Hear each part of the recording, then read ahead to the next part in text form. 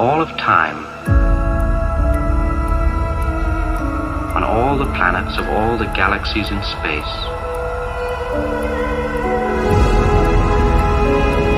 what civilizations have risen, looked into the night,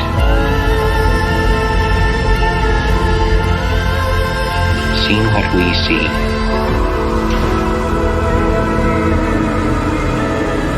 asked the questions that we ask.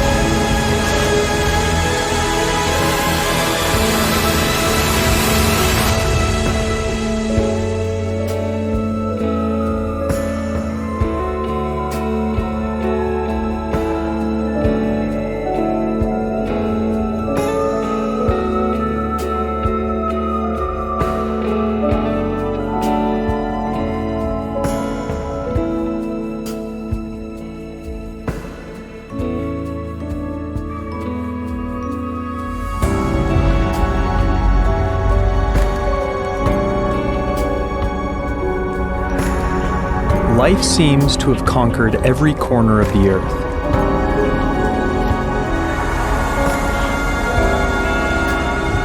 How did all this complexity emerge?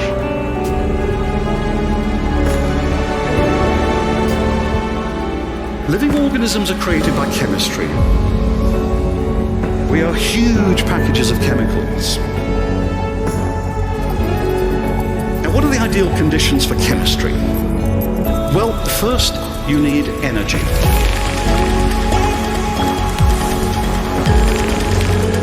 But not too much. What you want is just the right amount, and planets, it turns out, are just right because they're close to stars, but not too close. You also need a great diversity of chemical elements.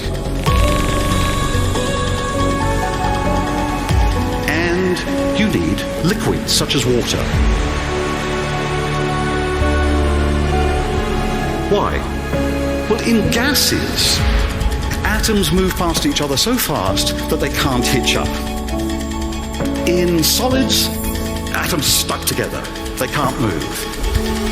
In liquids, they can cruise and cuddle and link up to form molecules.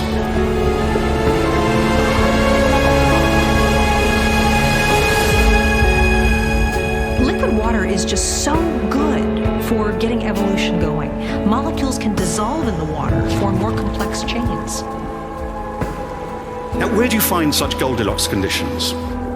Well, planets are great. And our early Earth was almost perfect.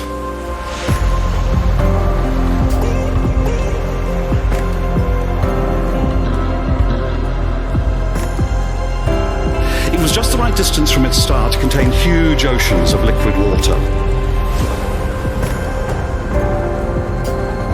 And deep beneath those oceans, at cracks in the Earth's crust, fantastic chemistry began to happen, and atoms combined in all sorts of exotic combinations.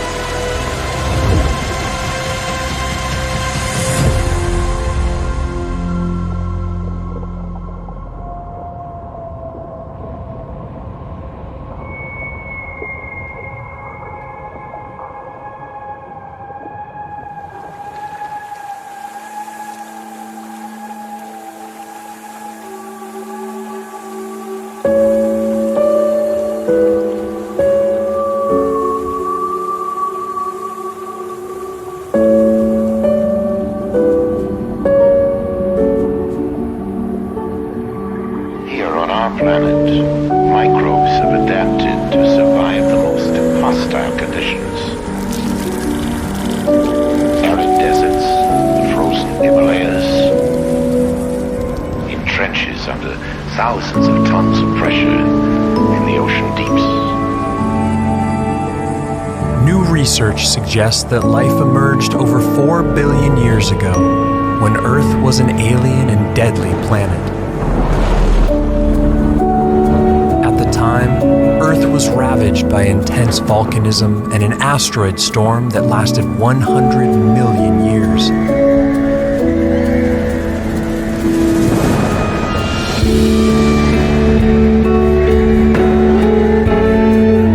But even in these extreme conditions, life quickly found a foothold.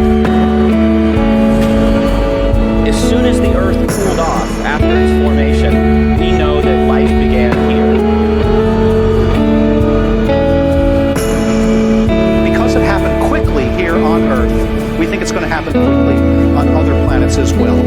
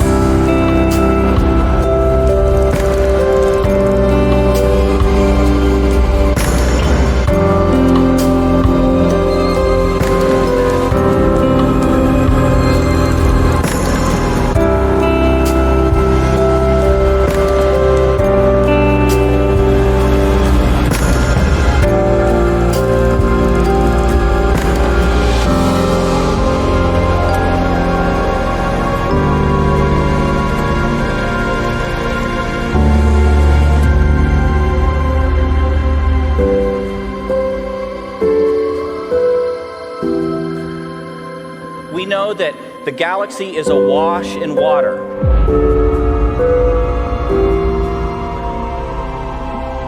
It's awash in organic molecules and complex chemistry.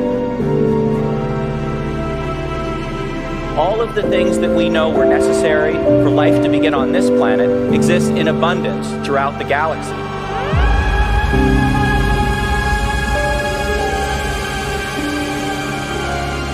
Did something similar to what happened on our own planet happen on those other planets?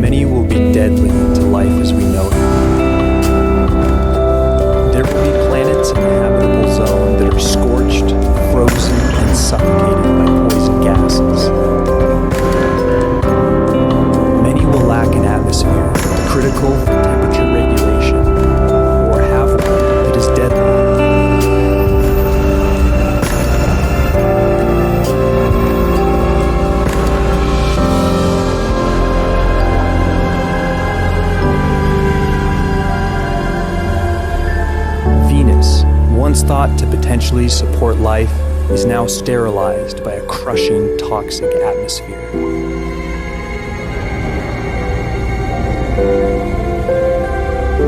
But life may not be confined to the habitable zone. Far from the warmth of their star, the moons of giant gas planets may be hidden oases for life.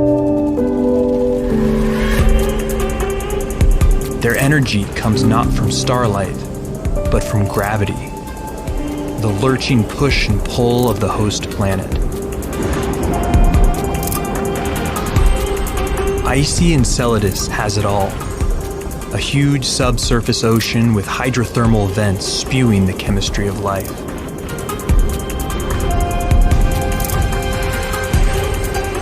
Titan is especially alluring, larger than Mercury and speckled with methane lakes and organic compounds.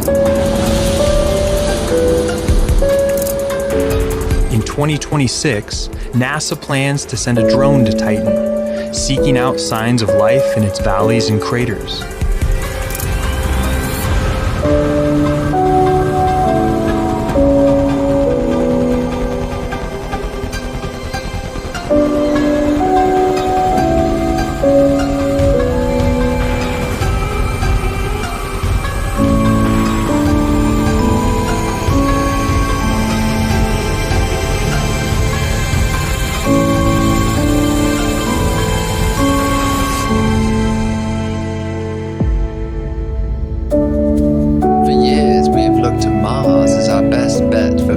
Life in the solar system.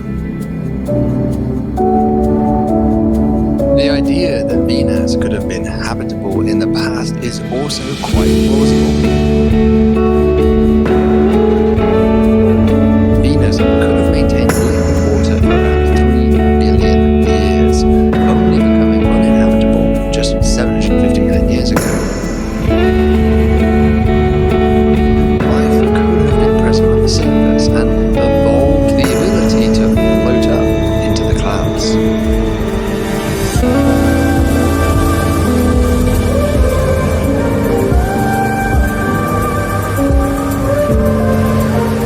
Up here, the pressures drop and the temperatures become balmy, comparable to that of the Earth.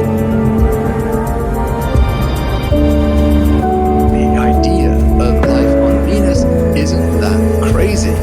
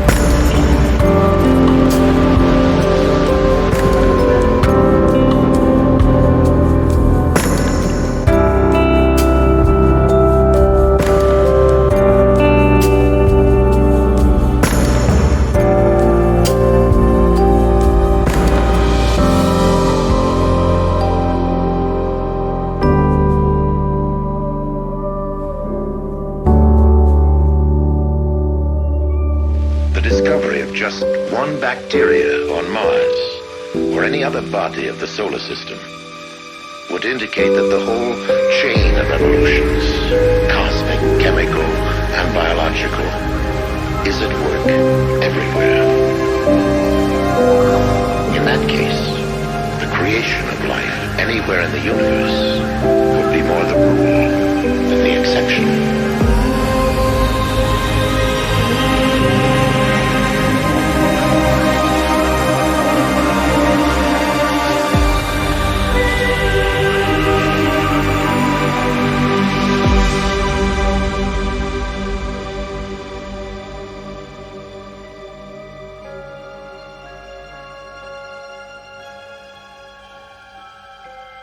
Within all of our lifetime, we're going to understand that there is life on other bodies in the solar system.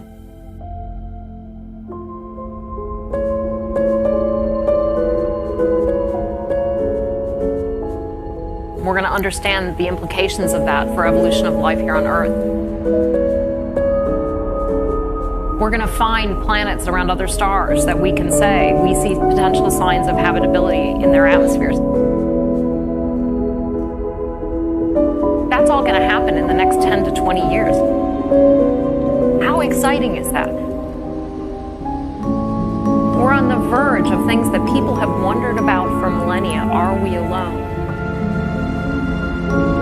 And here we are on the verge of finding that out.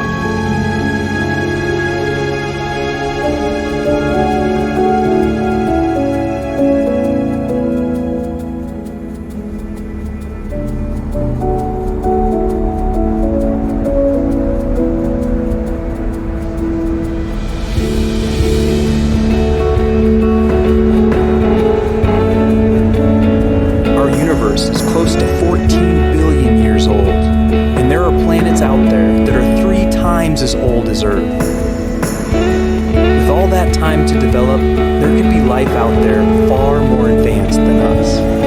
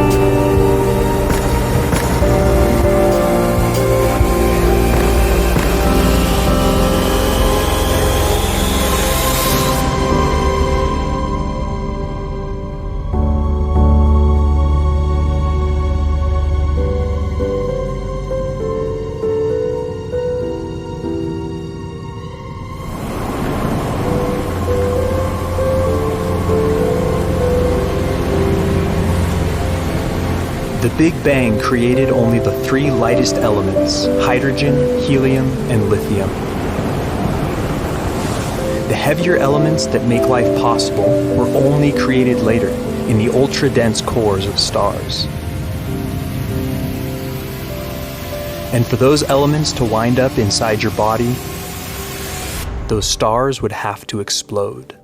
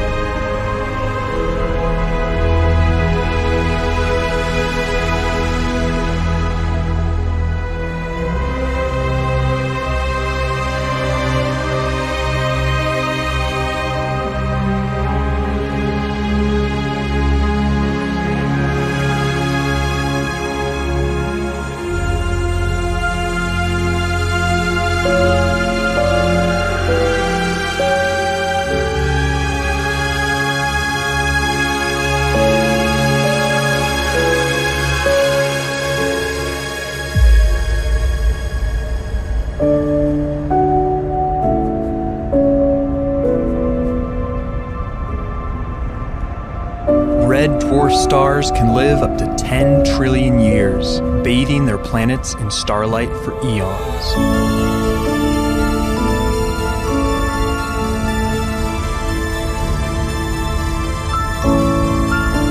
Life is much more probable on these timescales, where conditions are stable for vast periods of time.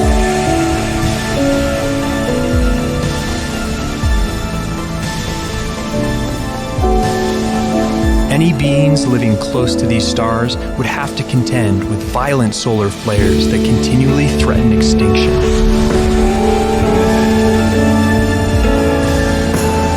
Many of these planets would be tidally locked, one side permanently exposed to the sun, the other frozen in darkness.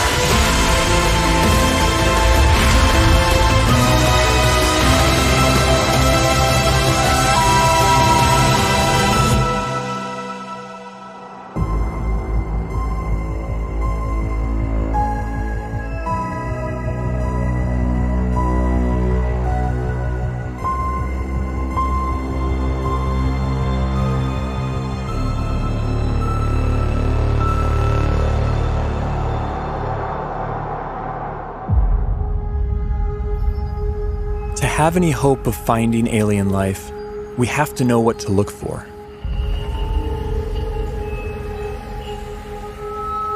But where do we begin? How do we narrow down a seemingly infinite set of possibilities?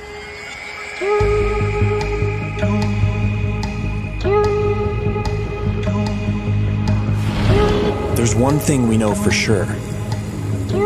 Nature will have to play by her own rules. No matter how strange alien life might be, it's going to be limited by the same physical and chemical laws that we are.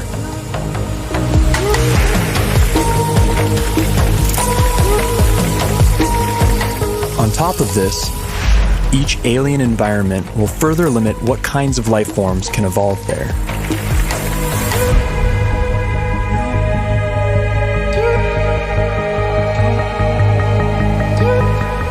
Despite these natural boundaries, the possibilities are staggering to imagine. Trillions of planets, each a unique cauldron of chemicals undergoing their own complex evolution.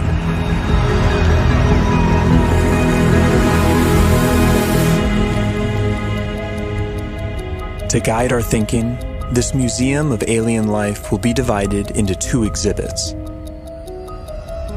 Life as we know it, home to beings with biochemistries like ours, and life as we don't know it, home to beings that challenge our concept of life itself.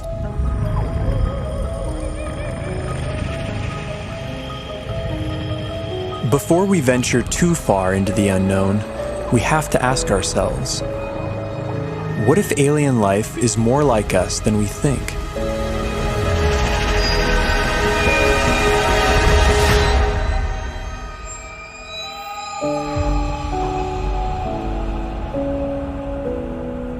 If there's one feature that unites us with the other specimens in this museum, it's carbon. But would they look anything like us? If they hail from Earth-like planets, we could share even more in common than just our biochemistry. What would life be like on other planets if it has evolved? Would it be like the world today here on Earth? Or would it be completely different? There are those who argue that from the argument of convergent evolution, if conditions on other planets are similar to here, then we would see very similar life forms. Animal and plant-like organisms that look very familiar.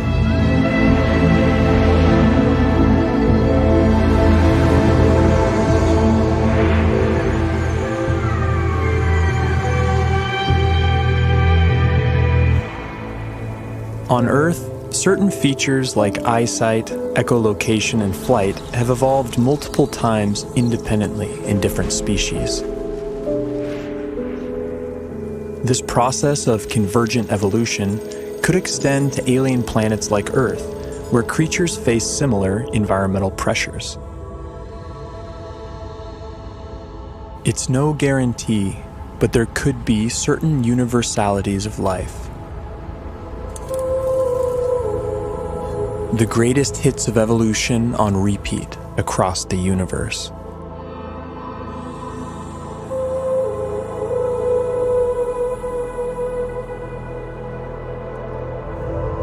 Each feature would be attuned to its local environment. Dimly lit planets would produce huge eyes to suck in extra light, like nocturnal mammals. Some people have gone so far as to say that human-type organisms, humanoids, will occur on other planets.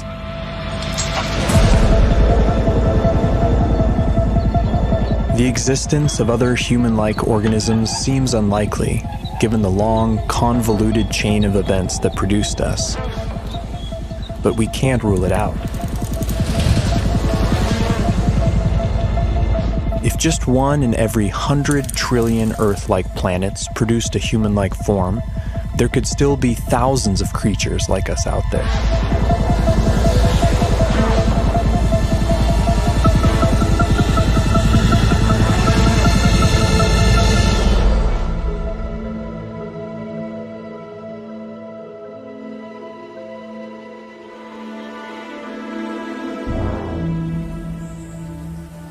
Convergent evolution is also rampant in plant life, and C4 photosynthesis has arisen independently over 40 times.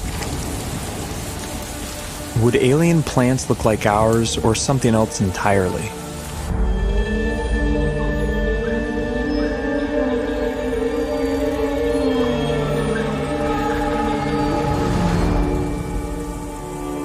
On Earth, plants appear green because they absorb the other wavelengths in the sun's light spectrum. But stars come in many colors. And alien plants would evolve different pigments to adapt to their sun's unique spectrum.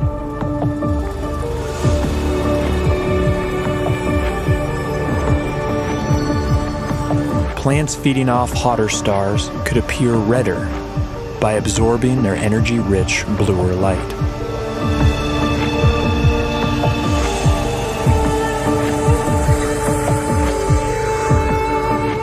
Around dim red dwarf stars, vegetation could appear black, adapted to absorb all visible wavelengths of light.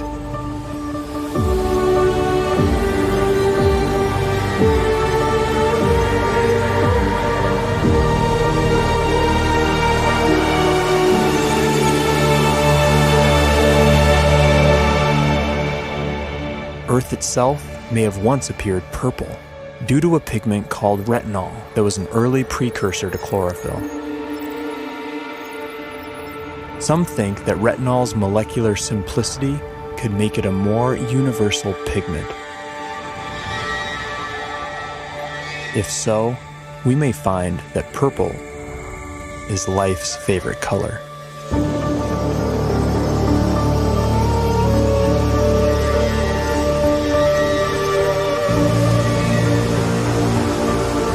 But the color of alien vegetation is more than just a curiosity. It's chemical information that could be seen from light years away.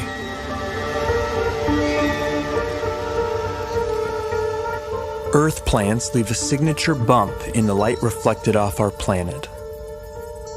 Finding a similar signal from another world could point the way to alien vegetation.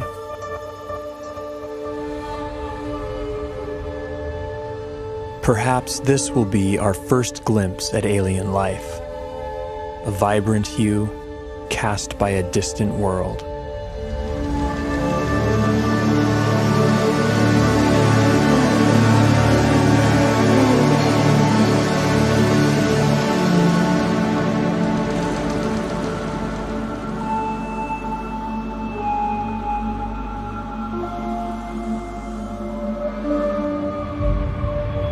What happens when you change the day length of a planet? What happens when you change the tilt of a planet? What happens when you change the shape of the orbit? What happens when you change the gravity of a planet? Planets with long elliptical orbits would see drastic seasons. There could be worlds that appear dead for thousands of years, then suddenly spring to life.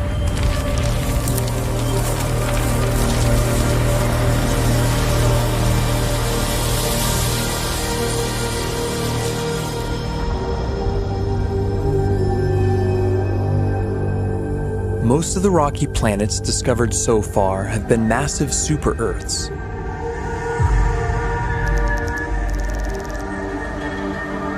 How would life evolve on these worlds? In the seas, gravity may not matter much at all.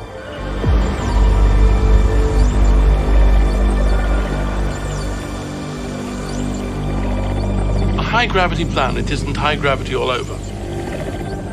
If you're in the sea, and that's where all life starts, there's very nearly no gravity because you're much the same density as the stuff around you. It's when the animals come out on land that they feel the gravity. High G-forces would necessitate large bones and muscle mass in complex life on land. They would also demand a more robust circulatory system. And plant life could be stunted by the energy cost of carrying nutrients under stronger gravity.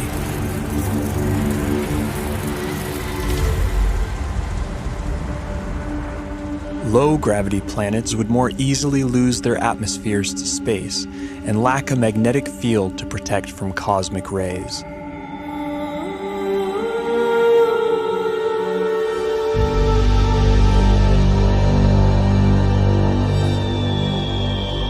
But smaller worlds could be home to secret oases.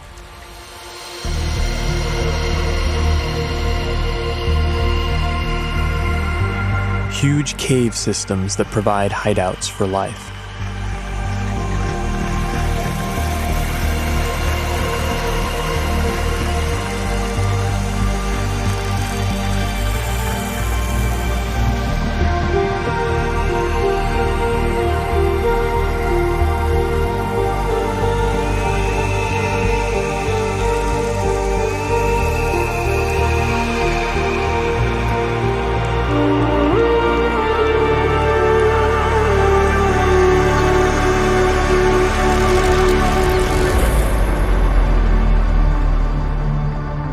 The smallest possible habitable planets are estimated at 2.5% Earth's mass.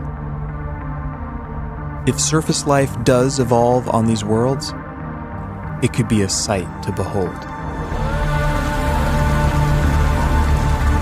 Plant life could grow to towering heights, able to carry nutrients higher in lesser gravity.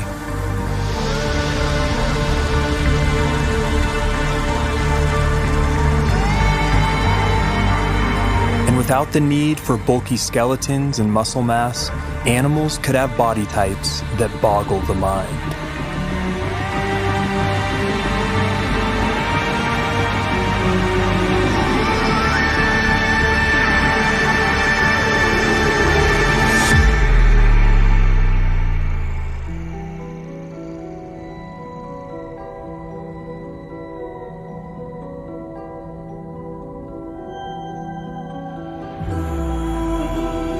Here on Earth, it took 3 billion years for evolution to produce complex plant and animal life. Simpler organisms are hardier, more adaptable, and more widespread. The largest collection in the Museum of Alien Life would likely be the Hall of Microbes.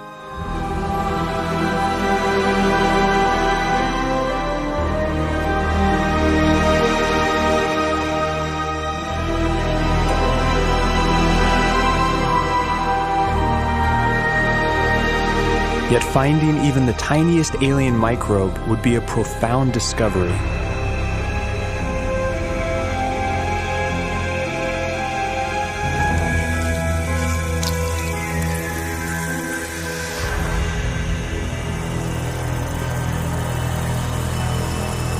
And bite-sized life could leave a big footprint.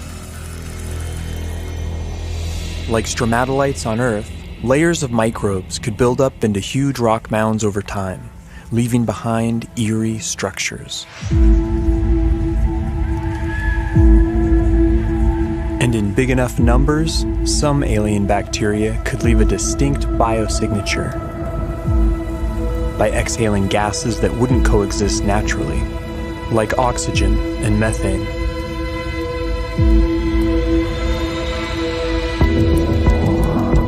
There's ways to make oxygen without life, there's ways to make methane without life, but to have that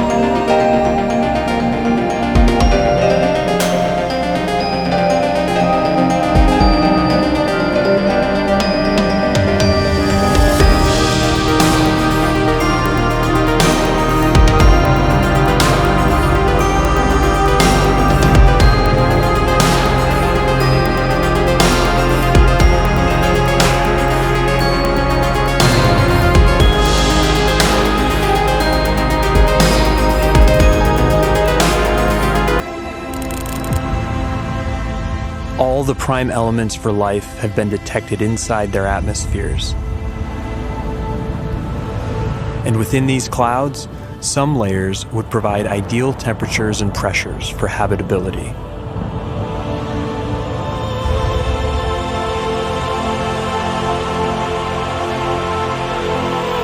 There could be photosynthetic plankton in these skies, kept aloft by churning upwinds.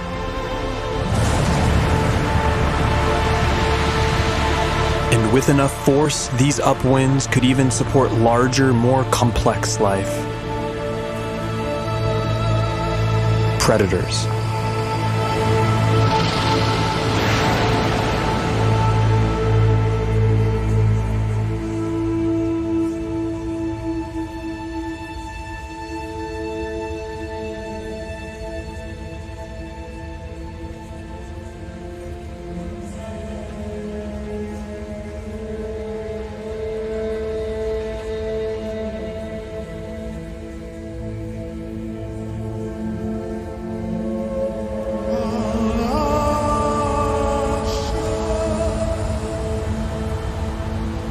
This raises a crucial question.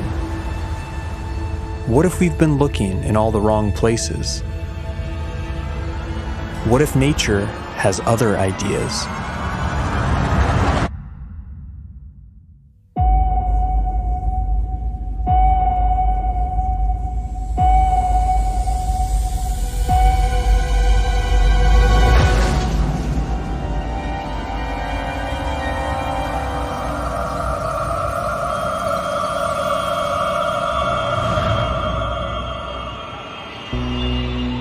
Most of the universe is too cold or too hot for liquid water and the biochemistry that supports life as we know it. But in case our biases are misleading, we have to cast a wide net to search for life outside the habitable zone, in places that seem wildly hostile to us. Exotic environments will demand exotic biochemistries, and while no element can match carbon's versatility, one contender is a frontrunner.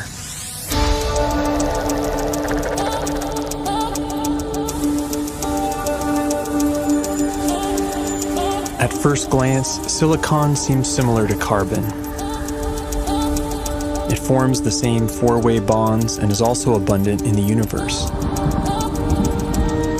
But a closer look reveals that these two elements are false twins. Silicon bonds are weaker and less prone to forming large, complex molecules. Despite this, they can withstand a wider range of temperatures, opening up intriguing possibilities.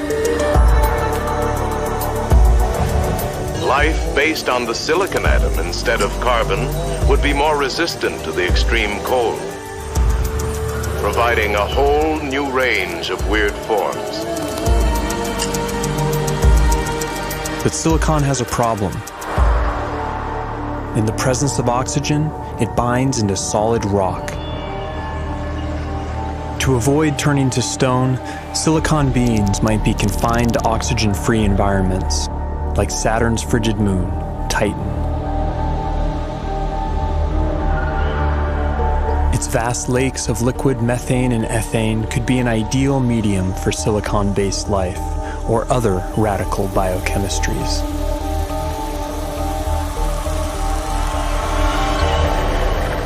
Without ample sunlight, beings on worlds like Titan would likely be chemosynthetic, deriving their energy by breaking down rocks.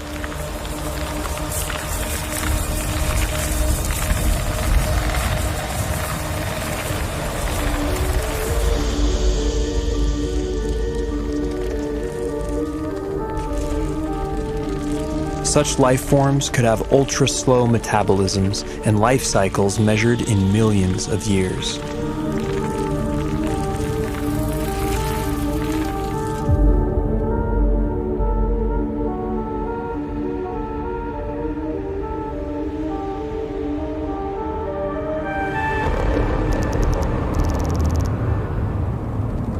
high temperatures, typically rigid silicon-oxygen bonds become more flexible and reactive, triggering more dynamic chemistry.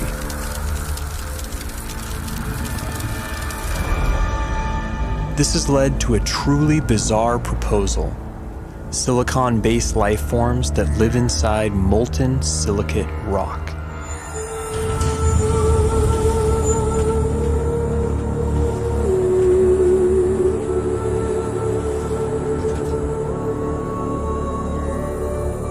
In theory, these forms could even exist deep beneath the Earth inside magma chambers as part of a shadow biosphere.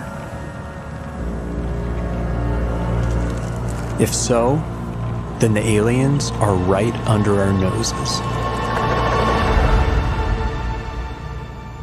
Other shadow biospheres have been proposed, forms of life living alongside us that we don't even know are here, including tiny RNA-based life small enough to go undetected by existing instruments.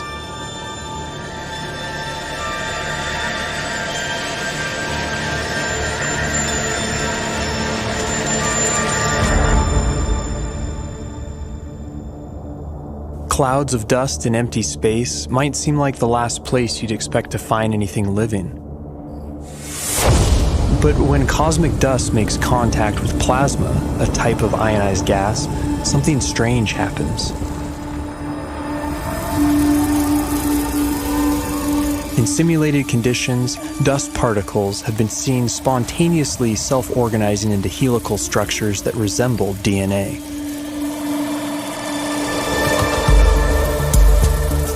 These plasma crystals even begin to exhibit lifelike behavior, replicating, evolving into more stable forms, and passing on information.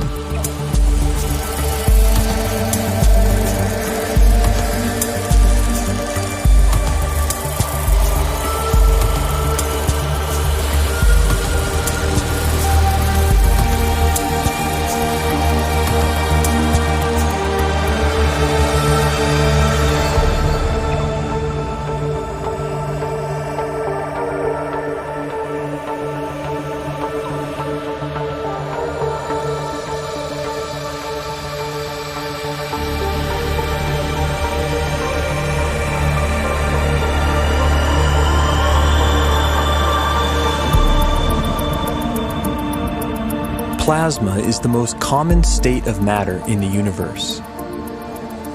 If complex evolving plasma crystals really exist, and if they can be considered life, they could be its most common form.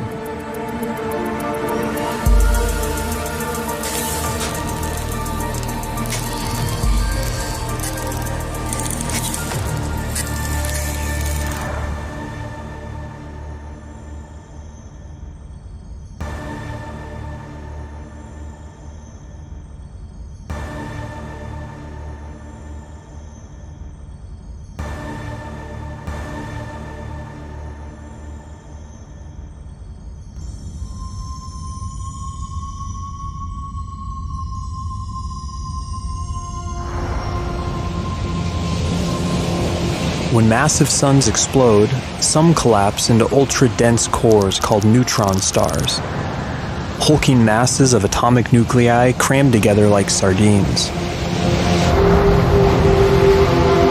Conditions on the surface are mind-boggling. Gravity is 100 billion times stronger than Earth's. But beneath their iron nuclei crust lies something strange. A hot, dense sea of neutrons and subatomic particles.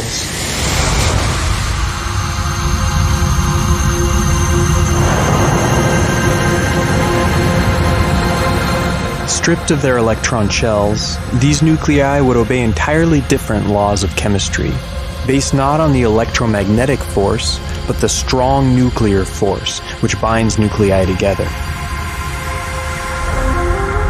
In theory, these particles could link up to form larger macronuclei, which could then combine into even bigger supernuclei.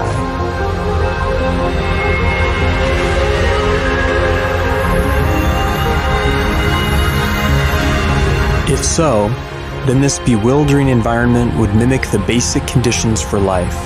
heavy nucleon molecules floating in a complex particle ocean.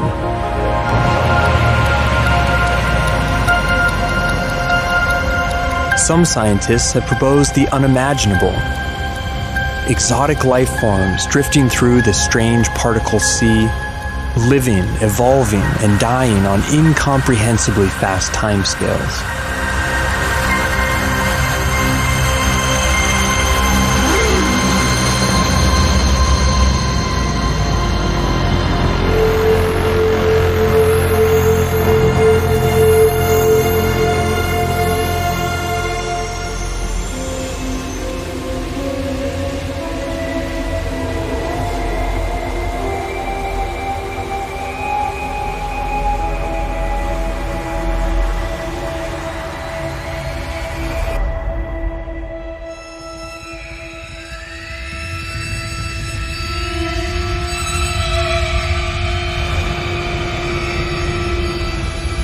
Life is not something that has to evolve naturally. It can be designed.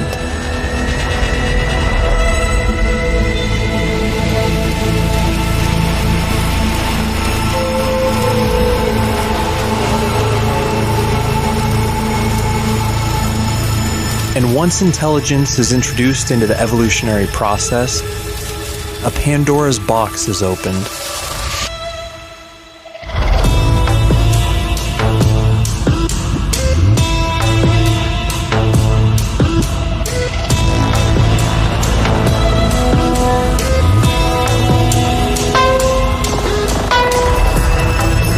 Freed from typical biological limitations, synthetic and machine-based life could be the most successful of all. It could thrive almost anywhere, including the vacuum of space, opening up vast frontiers unavailable to biological organisms.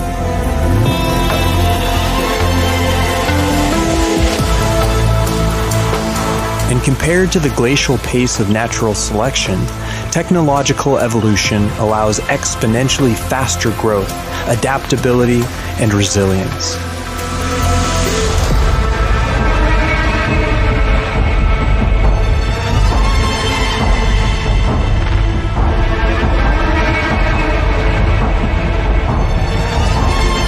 By some estimates, autonomous self-replicating machines could colonize an entire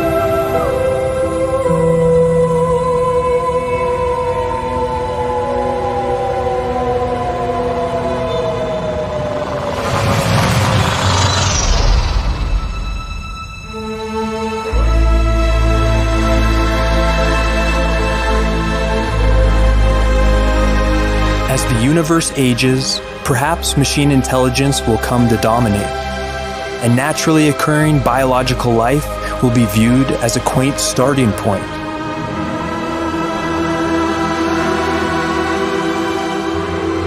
Perhaps we ourselves will lead this transition, and the great human experiment will be merely a first link in a sprawling intergalactic chain of life.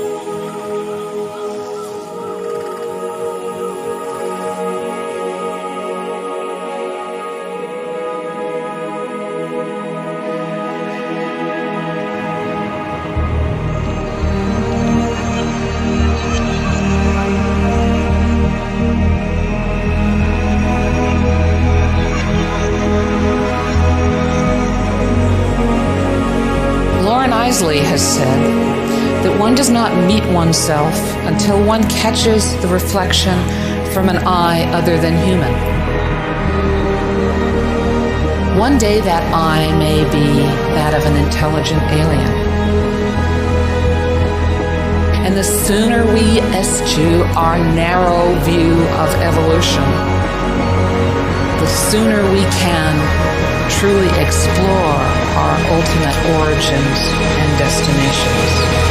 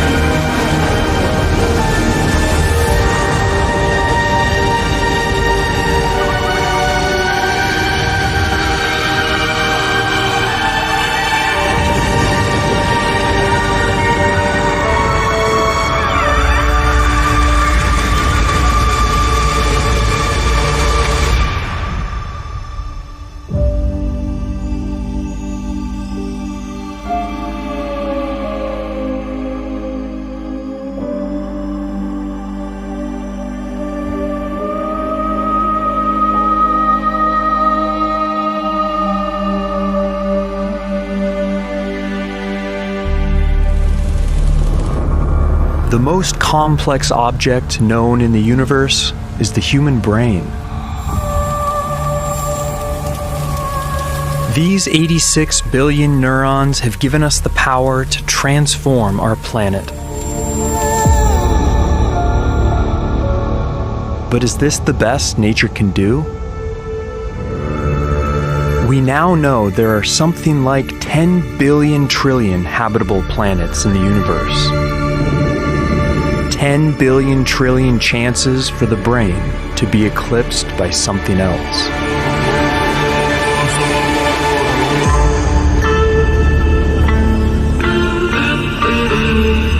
The search for intelligent life is more than just a scientific curiosity. It's driven by a deep desire to connect with something greater. Finding an alien civilization wouldn't just reveal we're not alone. It could chart a new course of evolution for our species. And unlike primitive life, alien intelligence could be detectable thousands of light years away, making them potentially easier to find.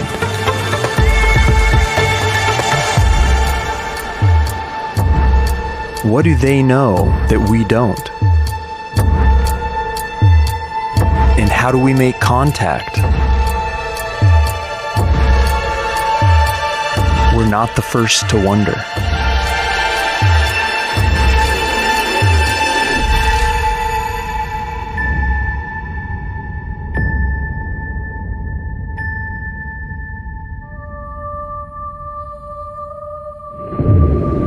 "200 years ago, we dreamed of lighting huge rings of fire in the Sahara Desert to signal our presence. And in the 1860s, a French poet proposed a patchwork of giant mirrors reflecting sunlight to Mars in the form of the Big Dipper. But if you want to send a signal across an ocean of space, bonfires and reflected sunlight won't help you much. Even a nuclear war on a nearby planet would be virtually impossible to detect with current technology.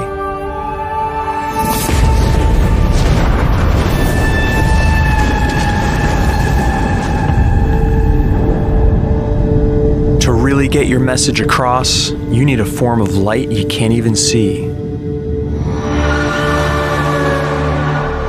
Radio waves are ideal for carrying information long distance, because compared to other forms of light, they travel more freely through interstellar gas and dust.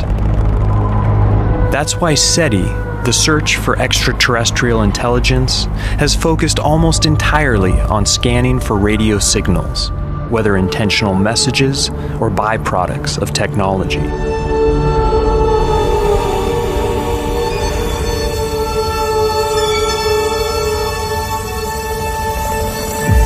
Our own radio transmissions have now traveled 100 light years and reached 75 star systems, some of which include potentially habitable planets. And if alien intelligence lies beyond this bubble of signals, they could still infer life on Earth by spotting oxygen in our atmosphere.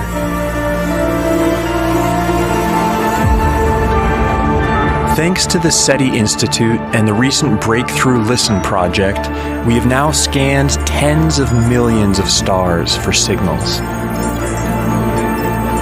But despite all this, after 6 decades of searching, nothing. Only a series of false alarms and dead-end leads.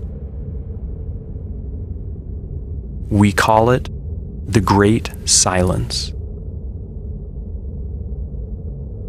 But in reality, the search has barely even begun. There are 2 trillion other galaxies out there that are still too far away for practical study. If space were the size of all Earth's oceans, we would have searched less than a pool's worth of water for signs of intelligent life.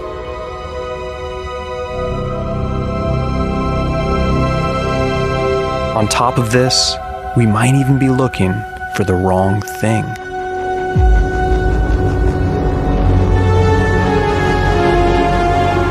There's more than one way to communicate across space. and alien life might view radio as primitive technology.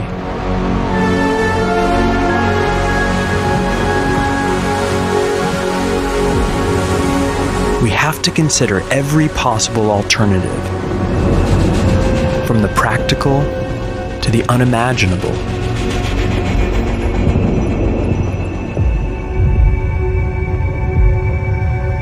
The search is now underway for a different type of signal, one we could even spot with the naked eye: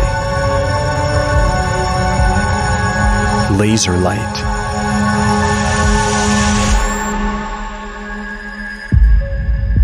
High-powered laser bursts can outshine a star by thousands of times and can carry far more data per second than radio.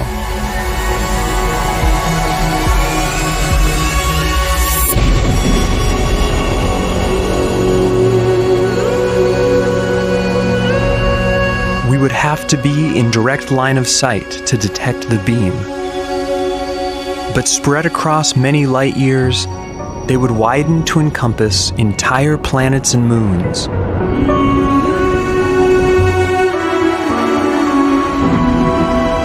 Fleets of laser beacons could be used to sweep the entire galaxy, like alien lighthouses in a cosmic sea.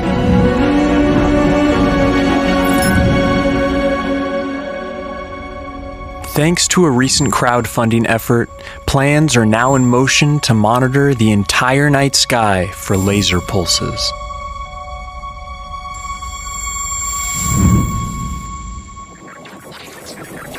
But while these bright flashes would be relatively easy to find, advanced life might be using something far more elusive: neutrinos.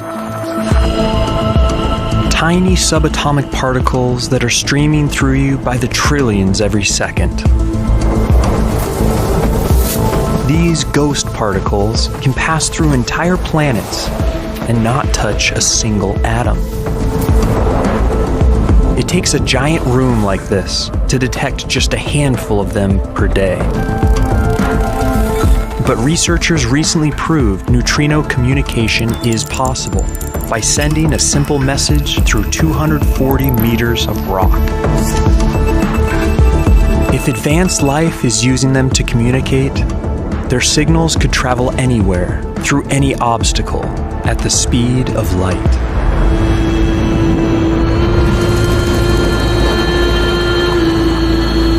Their messages could be streaming through us right now, and we would have no idea.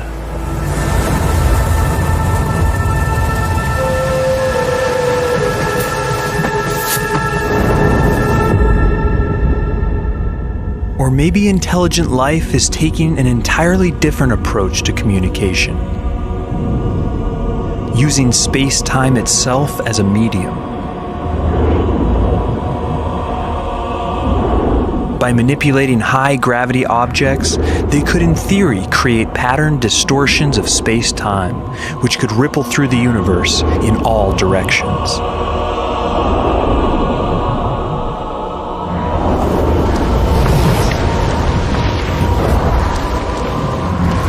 But making gravity waves strong enough to be detectable would be extremely energy intensive.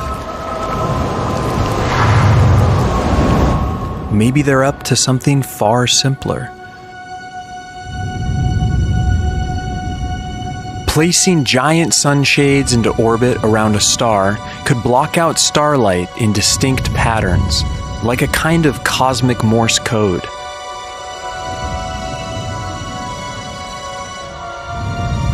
And even though it might take years to blink out a basic message, a system like this would require little effort to sustain. But the most sci-fi possibility of all is that they have left messages in our DNA. Some have proposed that certain sequences of our genes could contain hidden messages, Easter eggs in our genetic code, placed by a life-designing higher intelligence. But far-flung scenarios like this are overshadowed by a more sobering possibility: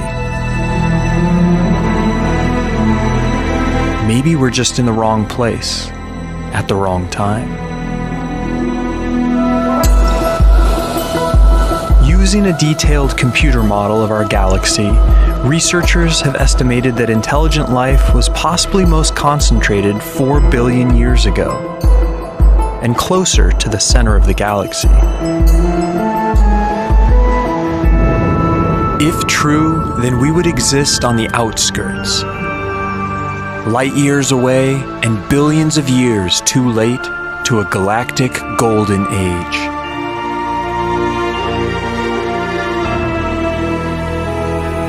Maybe they were here millions of years ago,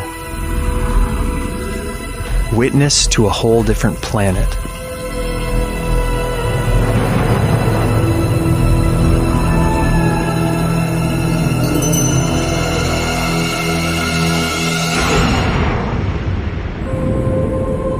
By now, they might all be long gone, and we could be living in a galactic graveyard.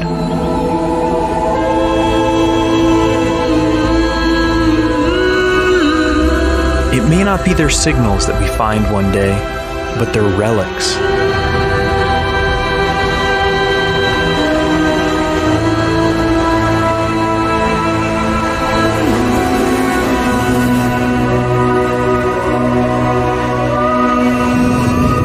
As it turns out, our chances of finding an alien civilization depend heavily on their average survival time.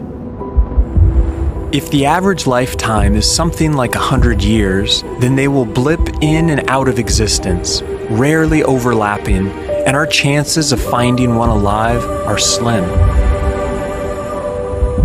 But if they survive for thousands of years or more, then our chances will skyrocket as the potential for overlap expands. But what if they're not communicating at all? There's still a way we could find them.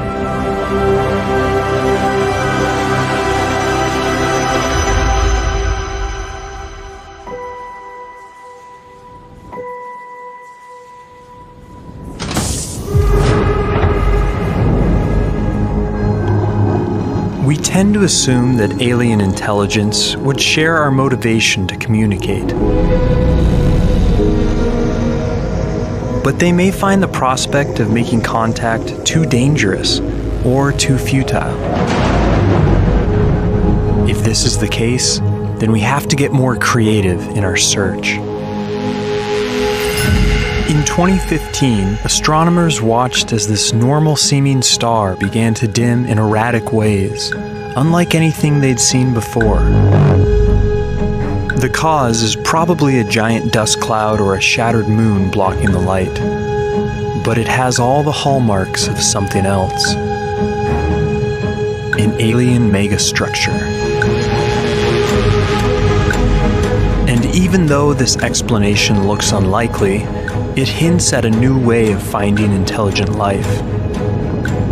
Not listening for signals, but looking for their technology directly. Not searching for messengers, but searching for engineers.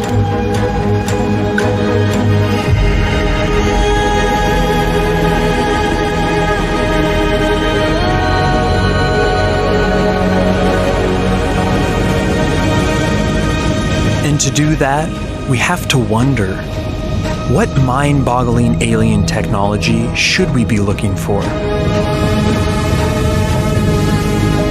Each alien civilization would be wildly different, but classifying them by their energy usage will give us insights into what technology they might be using.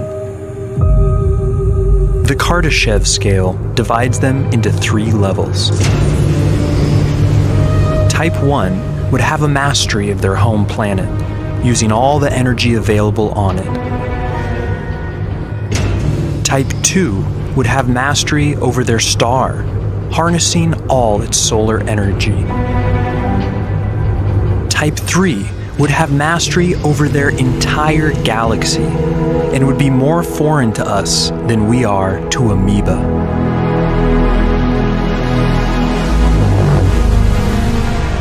But before we go searching for alien super technology, how would we find civilizations like our own that have yet to reach Type 1?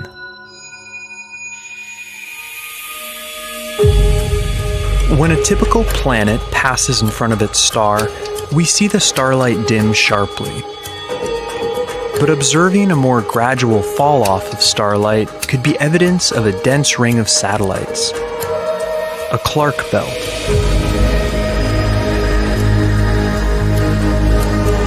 Spotting this type of light curve wouldn't be a smoking gun, but rings around rocky planets are unusual, and it could point us in the right direction.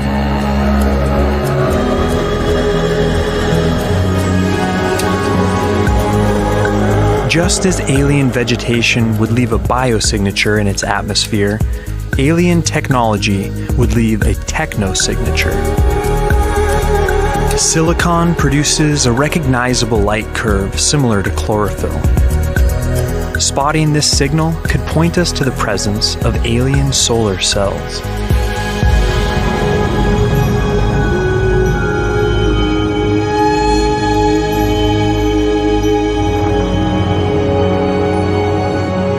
And something more nefarious might also leave its mark on a foreign atmosphere. Alien pollution.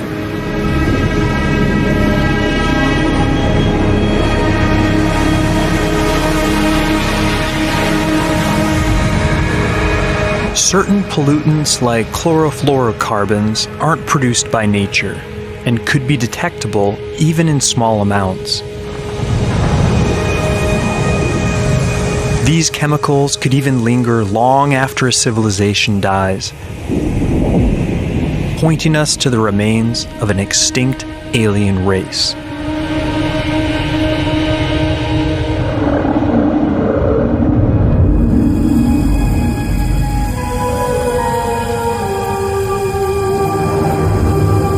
Such a discovery could give us crucial guidance on how to avoid our own extinction.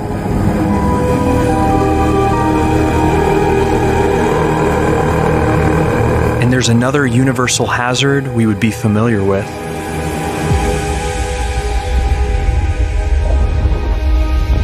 Any civilization that uses huge amounts of energy will produce huge amounts of waste heat. This excess heat could prove a serious threat, just as climate change does to us. But it could also leave a telltale signal.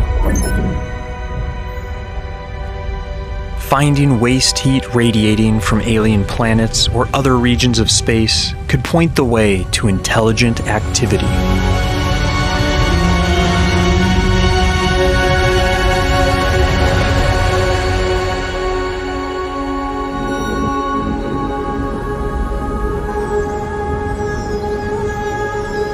If not exterminated by their own technology, some life forms may achieve total control over their planet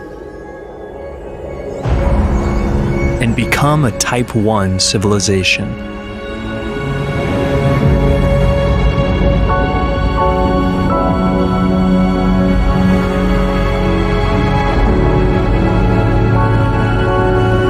With this mastery would come incredible powers.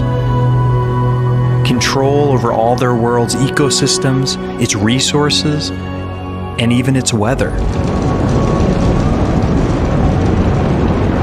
But no matter how advanced, every planetary civilization will face the same cosmic threats we do. Gamma ray bursts, supernovas, and asteroid impacts will be a risk factor for any terrestrial race.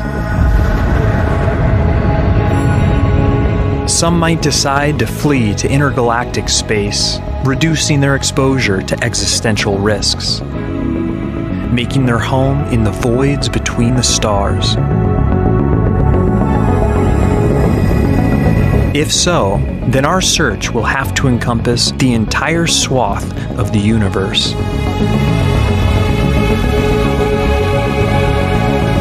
But alien life that decides to stay planet-bound will need long-term protection.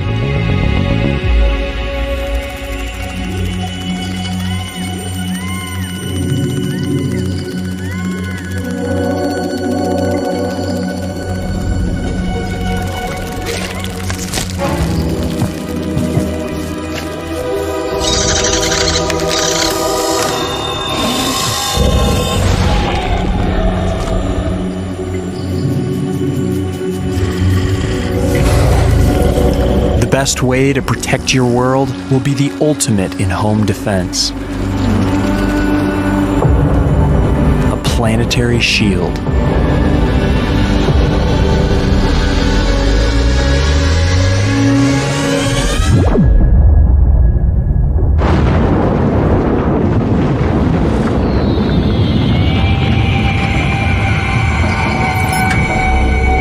These shields would cause a telltale dimming pattern during transit and could also emit a detectable heat signature.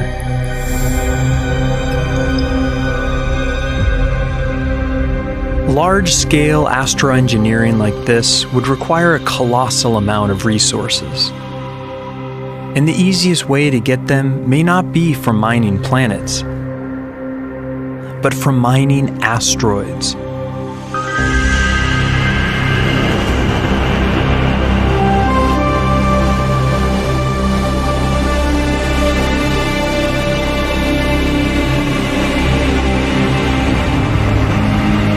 They are resource-rich and easier to manipulate because of their lower gravity. Searching distant asteroid fields for temperature or chemical anomalies could indicate alien mining activity.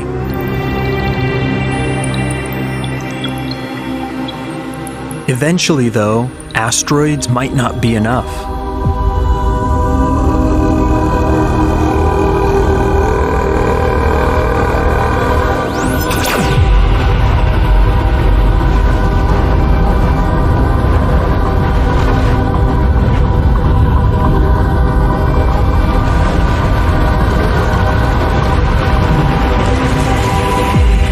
Since our civilization is so new, any other intelligent life is likely to be more advanced than us. So we should think twice before revealing our presence.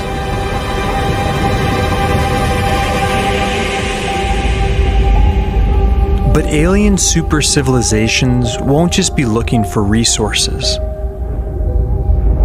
They will also need staggering amounts of energy. Stars output billions of times more energy than planets receive. To harness it all requires building something truly mind-boggling. Dyson spheres are enormous megastructures that encircle a star, designed to capture its entire energy output.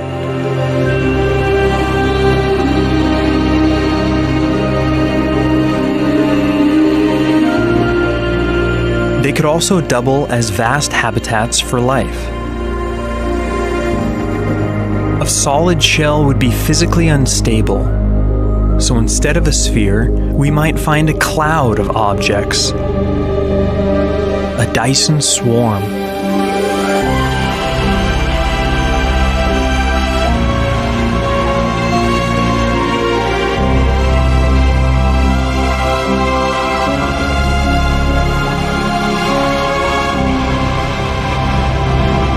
No matter their design, they would generate an enormous amount of infrared waste heat.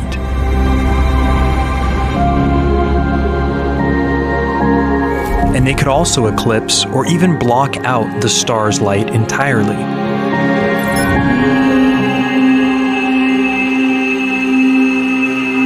Dyson spheres could also be built around black holes, which could have a smaller radius and collect thousands of times more energy.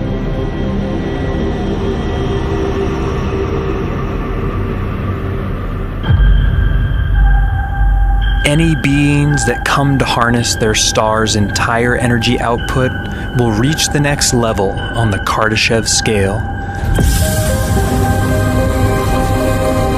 A Type 2 civilization.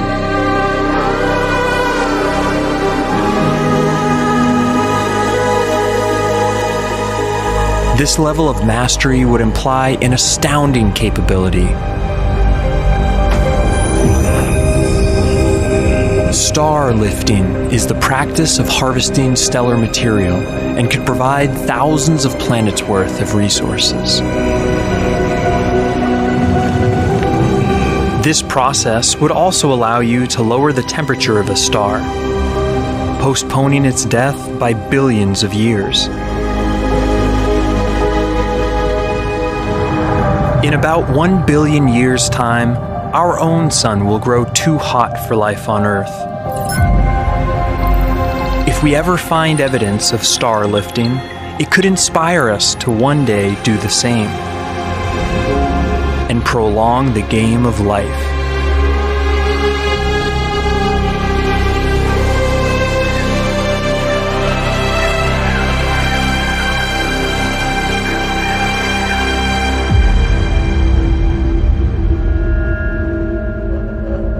Eventually, there may be life that outgrows its star and needs even more energy.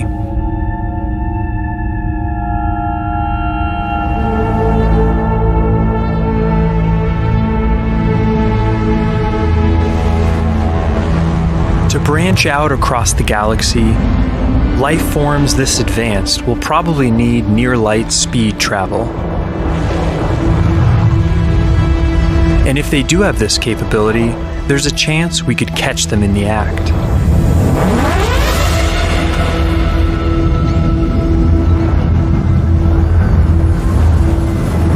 Alien starships that hit the brakes at light speed could leave behind a long trail of ionized gas.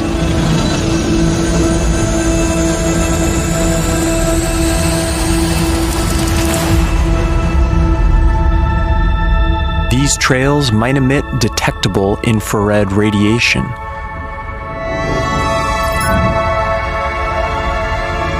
Strokes of light painted by masters of the universe.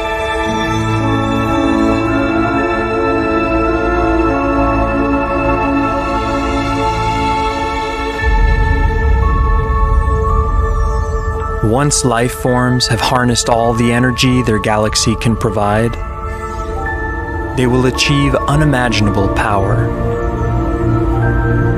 A Type 3 civilization.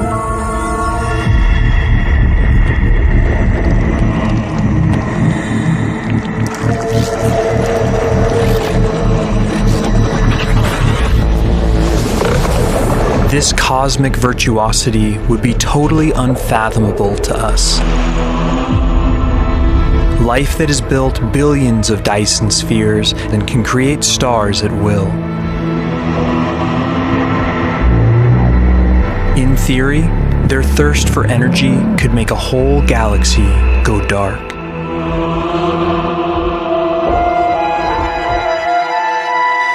So one way to search for Type 3 life forms is to look for what's not there. In distant space, there are huge voids between clusters of galaxies where no light emanates. These voids were once thought to be evidence of advanced life having harnessed the energy from every star in the region. But it turns out they are naturally occurring features of the universe. And a recent analysis of nearby galaxies revealed no evidence of any galactic-scale civilizations.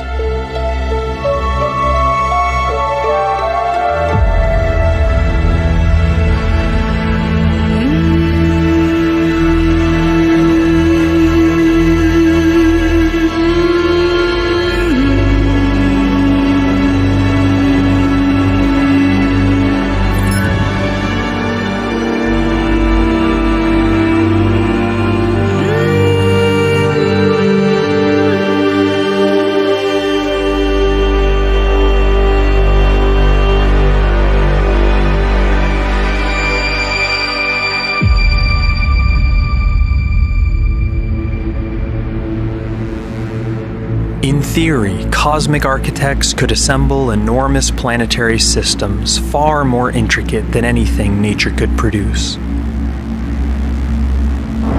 One possible system that would be gravitationally stable involves 9 sun-like stars orbiting a supermassive black hole, which could support 550 Earth-like planets in a habitable zone.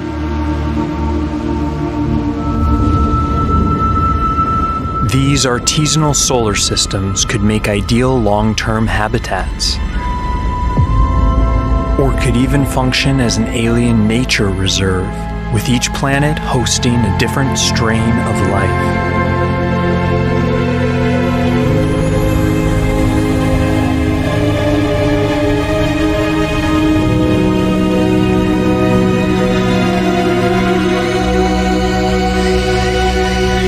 It's hard to imagine any life forms more advanced than this.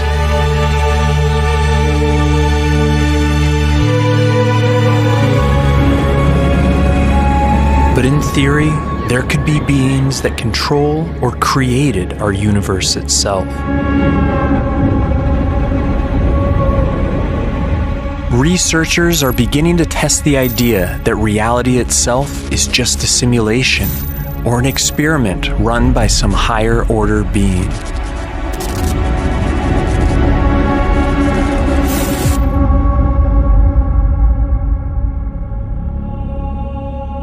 Anything this advanced would transcend our ideas of life itself, as they would exist outside of time and space.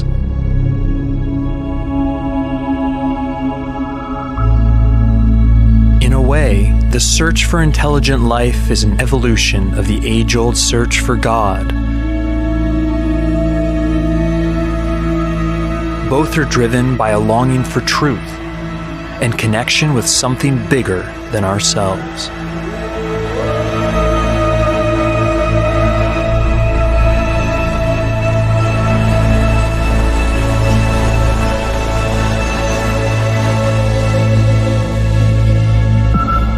And what if we do find a signal one day? What happens when the ancient dream becomes a reality?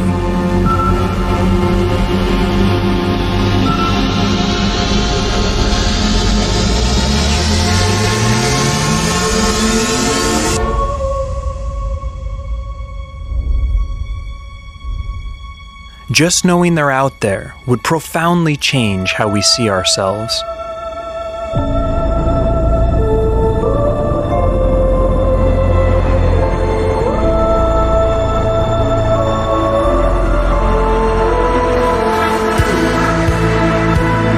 For the first time, we would feel a true sense of cosmic brotherhood.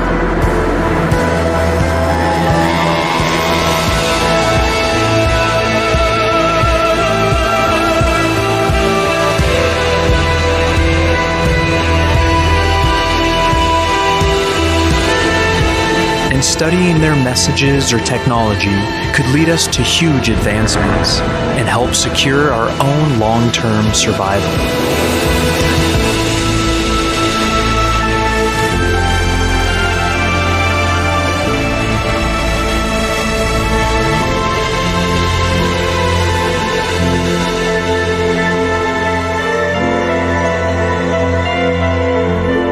But the possibility of meaningful two-way communication would be bleak.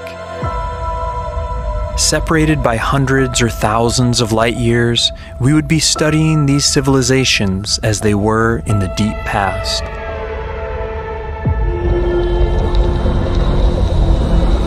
And our experience of language could be entirely foreign to them.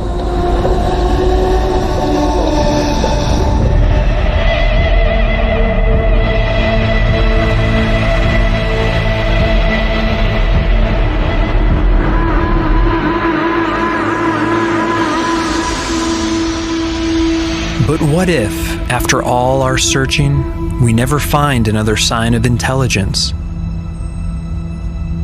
What if we really are alone?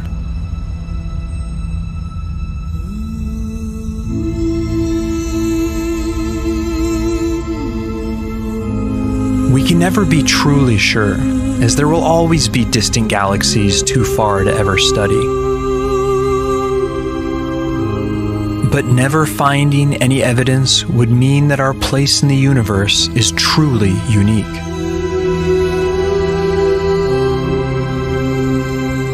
It would saddle us with an immense responsibility to keep the flame of intelligence alive.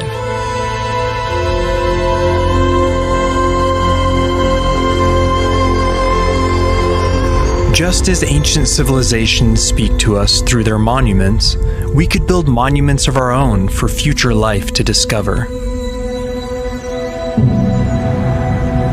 Cosmic time capsules preserving a record of our achievements and our knowledge.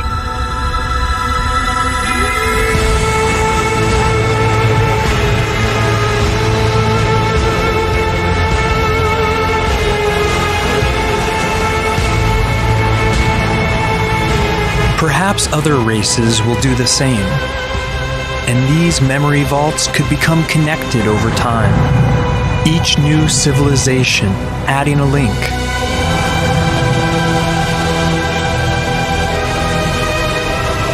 It could be our destiny to be the first link in this chain, to be the founders of a galactic encyclopedia built upon by future life forms we will never meet.